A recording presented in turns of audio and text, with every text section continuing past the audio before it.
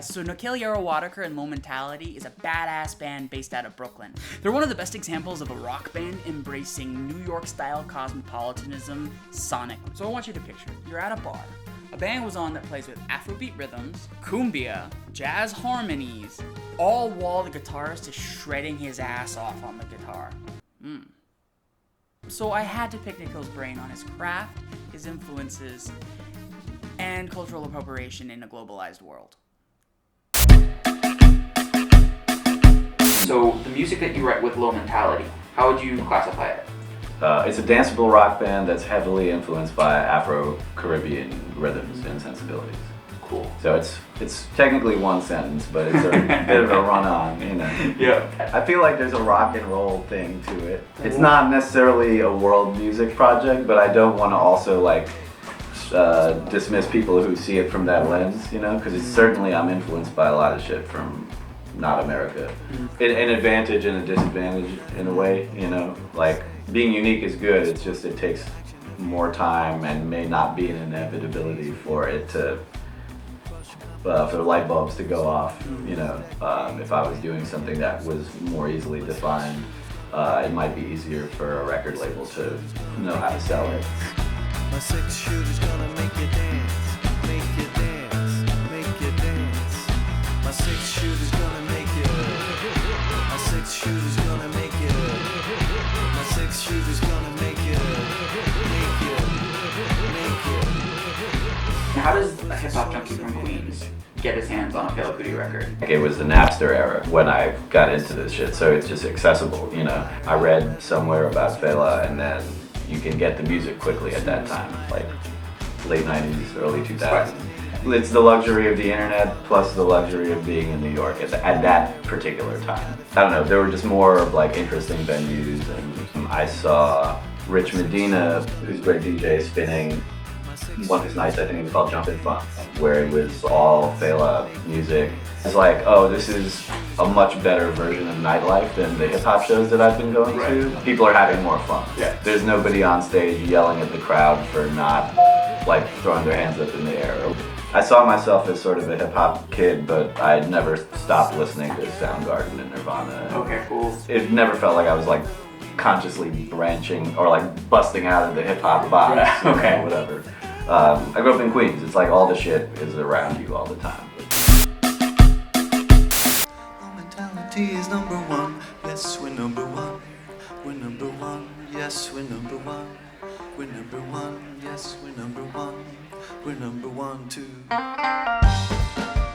What about hip-hop do you try to channel into your music? I keep certain rhyming formats I try to adhere to, you know. Cool G Rap is famous for having like multiple syllables that rhyme. It's that sort of density and things fitting together. If you think of like MC Escher art, there's 13 and 14 piece bands where the parts have to be really well defined for it to feel like it's moving forward. Have to be played well When too. we're in this gray year, the people have grown tired. We knew the fruit it would bear, but we still let the hawks fly higher. Still standing on your own too. You managed to Spend a lot of time trying to find the perfect bass and drum counterpoint, and then the holes that I could put the guitar and keyboard parts on, and find the right melodies to go on top of it. Yeah, that kind of thisness. You know, Right. this is the thing. Yeah. How do I get better? Been watching murders all my life. I hear you say it's all good. Time to reckon with your falsehood. Oh, oh, oh. Why wait? You heard the call. We can make some sense out of it once the statues fall. We'll make some sense out of it when the statues fall. Social commentary is not the only type of commentary I want to make, and songs can be dumb too. Some of the best songs are really, really dumb. Which is fucking amazing about a lot of your work. You are unafraid to be goofy. Yeah. I sometimes wonder if it's like too jokey and people might not take it seriously, but it's a fine line. I actually these days I feel more like there's a responsibility element. Like if I believe certain things and there's people listening to me, I should try to have something for them that makes sense in the world, not just in that one moment, but like something that they can carry with them.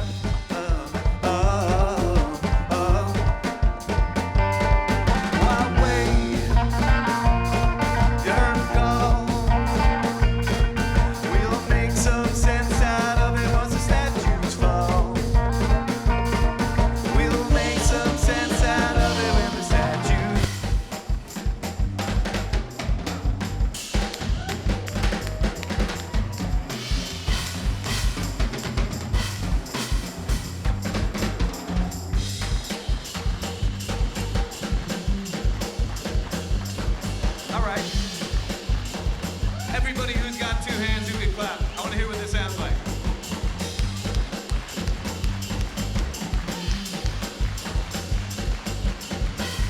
That's right. Yeah. So what's the line between influence and cultural appropriation? If you hear juju music from Nigeria, which is like King Sunny Ade's shit, if you hear somebody singing over it and it doesn't, it's not a Yoruba person from Nigeria, like it's gonna sound wrong, you know? That's a real part of music, but on the other hand, it shouldn't be off limits to try, Right. you know? Like you just gotta make sure that it actually is a good complement, like the vocal and the instrument stuff goes Right. together. So I think a lot of people who are interested in like world sounds, they kind of struggle to figure out what their own personal voice is going to be like, Right. because they don't want to sound wrong. Right. It's like too compromised in the end, so they're not really expressing their own personality. Like the audience loses the chance to like see what this person is really all about, and it also doesn't sound African or whatever, you know. It, like they don't. It's just in the middle, kind of like not doing either thing. So paying homage, you know, citing your sources when appropriate, and also just like understanding your own relationship with the music. I've been searching for a new way.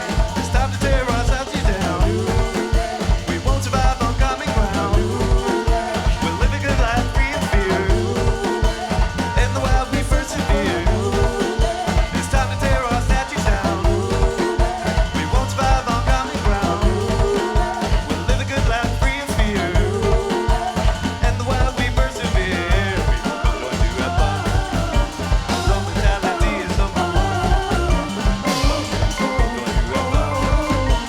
Low mentality is number one. Yes, we're number one.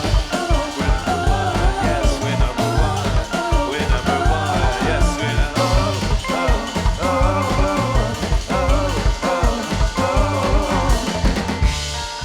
Hey, don't you want a way out?